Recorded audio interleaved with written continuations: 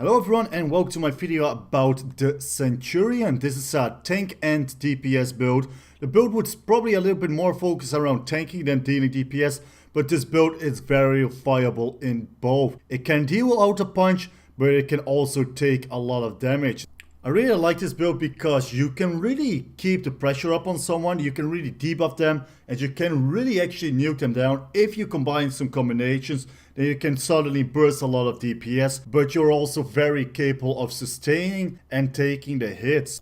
It's also a really nice build and setup for 1v1 situations, because at the one hand and shoot you are quite defensively, but we also have some abilities that will make it a lot easier for when you have those 1v1 situations to make sure you debuff your enemy and you can really keep the pressure and the offensive going on them. The only weakness this build really has is that sometimes it is possible that you'll just lack the DPS to like nuke down another tank or sustain player. Like if you face a very tanky Dragonite, then it might be possible that you are unable to kill him. But if you know how to play his build, he will very likely be unable to kill you as well, which results in a draw. And then you should just move away. Apart from that, this build is a lot of fun in Waiver Form as well. I really enjoy going into Waiver Form on this build and just kill enemy players.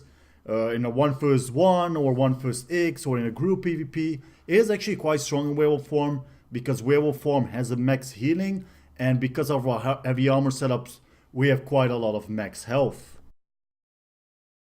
So I always like to start off with our gear setup. So first of all, the monster sets, we are using 2 Bloodspawn heavy, both with the impenetrable and multi-effect enchantments. Apart from that, we are using 5 Fury, so a heavy chest, heavy sabatons, increase of Fury, and 2 rings of Fury. And we are using 5 impregnable, medium armor waist, impregnable belt, medium armor hands, 1 impregnable necklace, and weapons impregnable, 1 hand and shield, and 2-hander. Really, it doesn't matter like which pieces you get impregnable or which ones you keep fury, as long as you keep everything heavy armor, except for the hands and the belt, and you of course have everything in impenetrable. Like, it's totally fine if you have 3 fury jewelry plus weapons, and then the rest like impregnable. Whatever is easier for you, as long as you have the 2 Bloodspawn, the 5 Fury, and the 5 Impregnable. Now, I go impenetrable traits on all the items, and I also have multi-effect enchantment on all of them. If you are a little bit low in gold, just go multi-effect enchantment on the big pieces, so the head, the chest, and the legs. Jewelry, I have 3 stamina recovery and 3 times protective, increase our spell resistance and physical resistance by 1.8k. This really gives us that extra physical and spell resistance. 1 hand and shield, I have the increased weapon damage enchantment on my sword, because we do a lot of weaving while we are on the offensive on this one, and then we swap to the back bar where we have our Oblivion damage enchantment. I personally really like Oblivion damage enchantment, but more often than not, a sorcerer gets away with like 1k health or something, and then I quickly gap close or swap to my 2-hander and finish him off. Sharper trait on the 2-handed, and Nirnhound on the 1-handed, on the sword, and impenetrable plus maximum stamina on our shields. Now attributes, we have 64 points in stamina, everything is stamina. I personally run the Warrior Mundus for the increased weapon damage, as I just wanted extra weapon damage and I can definitely sustain with the armor to stamina recovery we have. The food I use is RPM takeaway broth. It's a bit more on the expensive side. I know it's overall quite expensive. If not, you can go for any other increased max health food and hopefully max stamina and stamina recovery. But I really would recommend to get RPM takeaway broth as it's just the best in this setup. I'm also a werewolf. Like you already saw in the video, we will also be covering the werewolf. Now, you don't necessarily need to be a werewolf on this build. The build works very well without being a werewolf. So if you don't want to be a werewolf, you can just skip that part and not become a werewolf at all. But again, there are never downsides to being a werewolf. So here are both the overviews for the stats if you want to see the non-CP stats buffed and unbuffed in the Cyrodiil campaign. And here are the CP stats buffed and unbuffed for the CP campaign. So just pause the tab if you want to see it a little bit longer. So the races I recommend for this build, really my top 2 picks are Orc and Redguard. I really would recommend to be either of these races. I personally really like an Orc for this because it increases our max health and max stamina. And also because the movement bonus you have with the reduce of cost sprint and increases the movement speed bonus of sprint by 10%. Especially if you want to get that extra distance. Orcs like Swift Warrior, it is actually making quite a decent amount of difference. And Unflinching increase our healing received and health recovered by 20%. Even with the upcoming race changes with Revstone DLC, Orc and Redguards would still be my top 2 picks. Because the Redguard with the stamina sustain and adrenaline rush and stuff like that. And Orcs with its Unflinching, Swift Warrior and Brawny passives. Other races that will work quite decently are the Nord. With the Nord you will be really tanky because of the increased physical and spell resistance. The Wood Elf Bossman can also work. It will work very well with extra sustain and max stats. Those are probably my 4 picks I would go. Imperial will also work because of the reduced cost abilities on everything. But I personally don't like the proccing from the Imperial race passives. So let's go over the skill setup. I will start off with the 2-handed bar. This is pretty much our back bar, buff bar and gap closer. Number 1, we have Repentance. And Repentance is really useful. Whether it be for Battlegrounds or Open World PvP. Not only does it give us a passive increased recovery, it can also give us the option to eat the souls, like Consecrate the Souls of the Fallen, healing you and your allies for 3.2k health, and restoring 3k stamina to you for each corpse in the area. So this is a really useful ability because in Battlegrounds and PvP you will overall have quite a lot of passives. And again, even if you don't have, when you swap to your back bar for the buffs, it gives us some increased recovery. It's the third ability from the Restoring Light 3. Number 2, we have Stampede. Stampede is the second ability from the 2-handed line. I personally like to go for Stampede instead of Critical Rush because it gives me an extra reduced movement speed, and because we are not such a high DPS setup, I personally wouldn't go with Critical Rush because it's not so much more damage, because we aren't a very high DPS build. If I am a high DPS build, then I would probably go with Critical Rush, but now I really like the Snare, because this build is more like a marathon attacker than it is like quickly burst down your enemy and move on to the next target. So third ability, Extended Ritual, one of the most important abilities you have. Fourth ability from Restoring Light. We use this to cleanse the self. Exalt in the Sacred Light of the Adrak, cleansing up to 5 harmful effects from yourself and healing you and nearby allies for 500 every 2 seconds for 24 health, 24 seconds. So the healing is not very important, but removing the harmful effects is very important. You want to constantly keep yourself like cleansed. You don't want the enemy to start stacking up debuffs on you, because that's when you're going to die. If you have too many debuffs up on you, which reduces your healing, your physical and spell resistance, that's when you're gonna take a lot of more damage, and that's when you're gonna die. So Extended Ritual, one of the most important abilities. If you are Max Magicka and you get a few debuffs on you, directly use it. Otherwise, wait until you get like 5 and then use it. And number 4, Restoring Focus. Fifth ability from Restoring Light. Very, very important ability. You always want to keep Restoring Focus up. All the time. Whatever happens, Restoring Focus has to stay up. Restoring Focus is a very cheap ability, which only costs 850 stamina. And it first of all increases our physical and spell resistance by 5.3k. And you also recover 240 stamina every 1 second. So within 4 seconds after you casted this ability, you will already have more stamina return than the ability costed. After that, it's all like extra. Standing within the rune increases physical and spell resistance granted by 50%. So let's say we cast a rune and we are outside of it. Now we get to 5.3k. But if we stand inside it, we even get more. So by standing inside the rune, you will not get 5.3k resistance, but you will get like another 50% on top of that, so 7.5k, something along those lines. Like you can see now the difference. We have 3.2k, and if we go inside it, we get like another 2.5k. So that's like 7.5k resistance you can have by just standing inside this rune, which also recovers your sustain. So that's really good.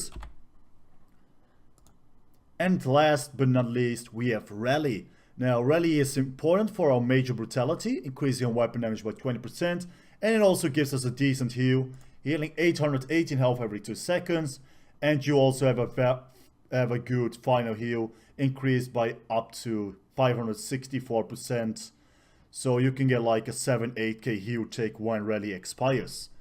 Ultimate, it depends. I either slot Remembrance here.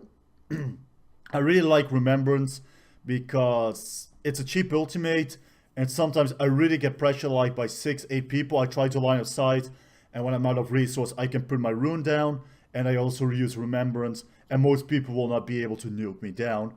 Or I use my Werewolf form on the back bar. This is if I want to play in Werewolf form and I just like it. So I overall like to play Werewolf form when I'm facing other tanky opponents, or I just wanted extra DPS and I think I can handle it. If you are facing yourself in a lot of 1 vs 6 situations, or you also want to be a bit of a healer for your group, I would go with Remembrance, which is the passive from the Restoring Light, the ultimate ability. And if you want to be like capable of dealing it extra damage, then you go with Pack Leader from the Werewolf tree. Now, talking about the Werewolf tree, we will be covering that one after with the One Hand and Shield. So One Hand and Shield.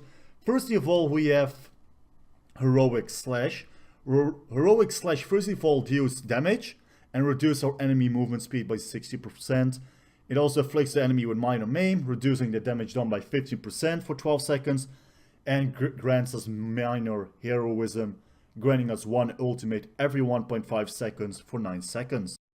Number 2, we have Reverberating Passion. Reverberating Passion is the last ability from the one-handed shield, and it's very important. Not only is this our stun ability, but it also afflicts the enemy with major defile, reducing their healing received and health recovery by 42% for 4 seconds. So Reverberating Passion really reduces the enemy's healing capability, and that's why it's so important. So whenever someone gets lower on health and you want to stop them from healing, like using Figure or any other healing ability, you want to get a Reverberating Bash going on them.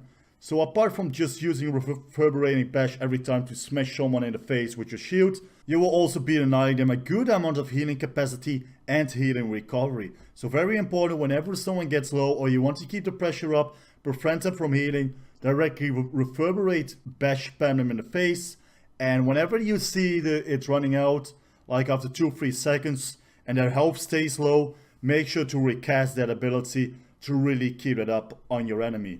Number 3 is our main DPS, Binding Jabs. Binding Jabs is our spam. So basically what it means, it's our spam attack. Whenever we are in a fight and we got the other debuffs and attacks up on an enemy, that's when you want to use the Binding Jabs. It's just jab, jab, jab, light attack, jab, jab, jab, light attack. So just keeping the weaving up along with Binding Jabs. And whenever they get like recovery, use the Heroic Slash. And whenever they try to heal, you keep up the Reverberating Bash and you use that ability. So Binding Jabs, our main attack. Activating this ability also grants us major savagery, increasing your weapon critical rating by 2.2k for 8 seconds.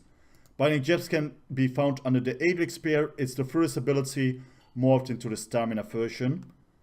Number 4, Power of the Light. Now Power of the Light is also very important because this one actually allows us to really get some proper burst on an enemy going. Because the Power of the Light will copy 20% of the damage you inflict on a target and then release it. So let's say you do 20k damage on someone while Power of the Light is up. That means 20% of 20k copied will be 4k damage. And it also applies Minor Breach, reducing their physical and spell resistance by 1.3k for 6 seconds. And last but not least, Resolving Figure. Resolving Figure is our main heal, can be found under the Alliance Assault tree. Second ability, Resolving Figure main heal. Last ability and ultimate, Dawnbreaker Smiting. Ultimate from the Fighters Guild. Make sure you get the passes from the Fighters Guild as well, especially Slayer, increasing our weapon damage by another 3% for each Fighters Guild ability slotted. Very nice ultimate, not too high in cost, and it gives us a very nice knockback, and especially if you can like animation cancel, then it can be very strong. So that's really our other burst attack. So I always like to show a little bit of the rotation. Again, before we engage, we always want to keep two of our abilities up. Number one being restoring focus, and number two being rally. So whenever you see a target, I personally always like to open with my power of the light. I gap close with a stampede, then I swap to my one-handed shield bar, and it depends on the target. If it's someone who really moves away very fast before you can even apply the heroic slash, I personally prefer to go for Reverberating Bash, because that will stun him and it will allow me to do quickly a heroic slash along with light attacks and biting jabs. If it's like a slower moving target, I personally prefer to go with a heroic slash then, because first of all it will reduce the movement speed, especially against knife blades. The heroic slash is so nice because knife blades will try to sneak away, and if you keep up the heroic slash, you can keep them out of stealth by using your jabs and keeping the pressure up on them. So heroic slash or reverberating bash, place the power of the light and keep the DPS up. And when they get like to around 60-70% health, try to stun them with your reverberating bash and keep the damage up. Overall they will drop to 60, 50, maybe even 40% health. And when they do that, they will try to get away and start healing. So the moment they try to start healing, that's where you keep the reverberating bash up. You make sure the moment it almost runs out, bam, you do another reverberating bash. You just keep that up. It's almost running out, another reverberating bash. Maybe throw in a major cancel like Dawnbreaker Smiting in there. Just keep the pressure up. If you have to do it, do a heavy attack. Just make sure they are unable to like get away from you. Keep the reverberating bash up, very important. And in the meantime, of course, make sure your own channeled focus, restoring focus, and rally stays up as well. If you get pressured a lot in 1v6 situations, what I always like to do is line of sight. So if you are around 40-50%, the most important thing first to do is keep your restoring focus up and your rally. And after that, remove your harmful effects. After you have removed your harmful effects, get that figure going and then cleanse yourself again. Maybe recast your rally and restoring focus, and after that you can go offensive again. Also, don't think whenever you get pressured a lot that you should never go on the offensive.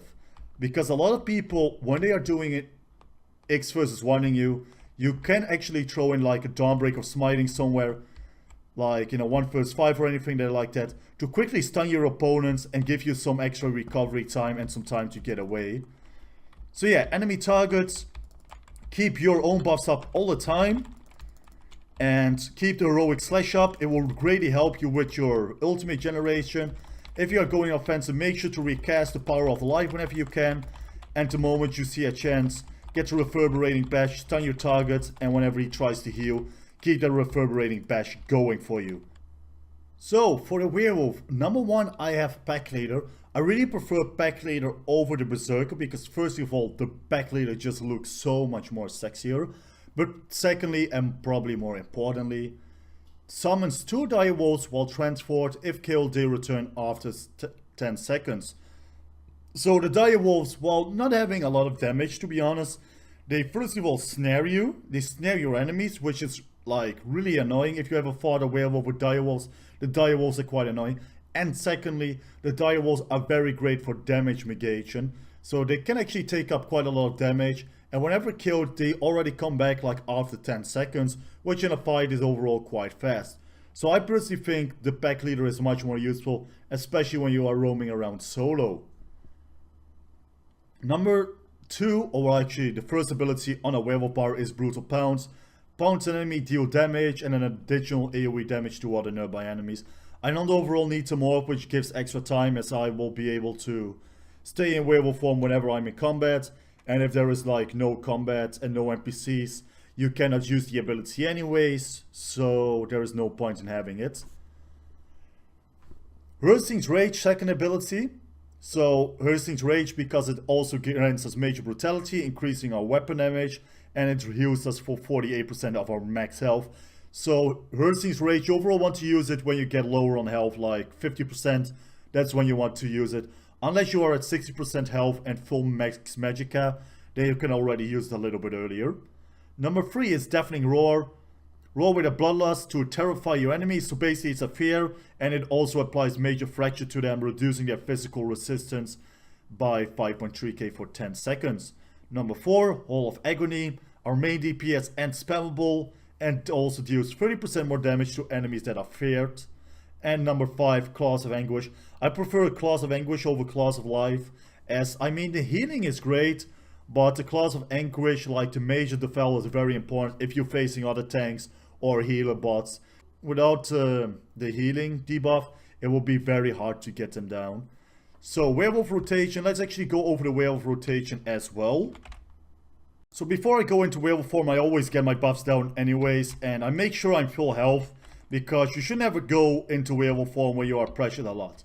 Because you will be weaker, like you will be less tanky when you are in Werewolf form. So Werewolf form is really when you have the upper hand in a fight, but you just lack that extra DPS. That's when you go in Werewolf form. So get all the buffs up before you do it, and then you can go into Werewolf form. Like you see, we still have the rune and already bonuses, and then we just go attack. So the rotation on a Werewolf, overall I firstly of all like to land a light attack and my Claws of Anguish.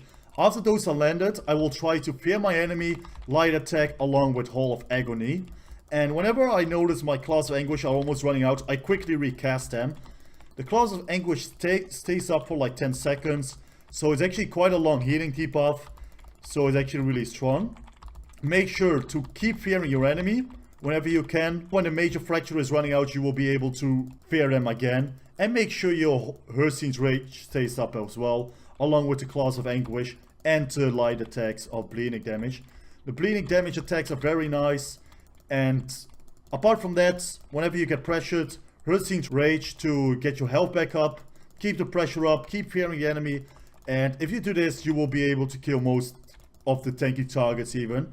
If you have to land a heavy attack, you will get 6.2k stamina recovered for each heavy attack you land, so that's very good. And yeah, that's pretty much it. If you get pressured a lot and you're running out of health, out of magicka to heal yourself, and you just get too much pressured, just hit R again and go out of Werewolf form. Quickly get all your buffs up again and go back to your normal form and try to recover, and then you can try the Werewolf form again. So now that we have covered that, it's time to go over the champion point system. So we will start off with the tower. We have 40 points in Warlord and 23 in Sprinter. Sprinter will really help us to get away from Zergs and stuff like that, or even to catch up with enemies. So a reduced cost on Sprint is always nice, especially with the racial passive of the Orc already. 56 in Moonkelf, increased stamina recovery. 23 in Tenacity, increase the magic and stamina, you fully charge heavy attacks restore. 48 in Befoul, 40 in Tumbling, 40 in Shadow Ward. The Apprentice, 32 in Bless, increase our healing done. 66 Master at Arms, increase your damage done with direct damage attacks. 56 Precise Strikes, increase your critical damage and critical healing with stamina abilities. 56 in Mighty, 37 in Piercing, 23 in Thaumaturge, 66 in Ironclad, 52 in Resistance, 56 in Thick Skinned, 32 in Hardy, and 32 in Elemental Defender. The reason why we don't have anything in Spell Shoot is because we already have a very nice spell and physical resistance. 32 in Quick Recovery. And that's it. That's with the Mundus. That's pretty much the Mundus. So just quickly going over it. I also have it typed out on my website if you just want to see the typed out version. So you can quickly go, over it just reading text, which will make it a lot easier. And that's pretty much all there is to the Tankplar-Centurion build. Like I said before, it's an incredibly fun build. I really love this build, especially when I'm playing around solo and stuff like that. You can do 1 vs 6 on this build, especially because it's like so forgiving. When I'm on my high DPS Templar build, sure I can nuke someone quicker down, but overall I don't have the chance to do any damage because I'm constantly under attack and I'm fragile and I'm just focusing on healing, making sure I don't die. Whereas with this build, of course I still have to focus on not dying, but because I'm more tanky and have better, more defensive capabilities, I just can also focus more on the offensive, because I just can take much more hits. So regarding that, is actually, I think, maybe even better for 1 vs X, because the odds that you will die in a 1 vs X are lower.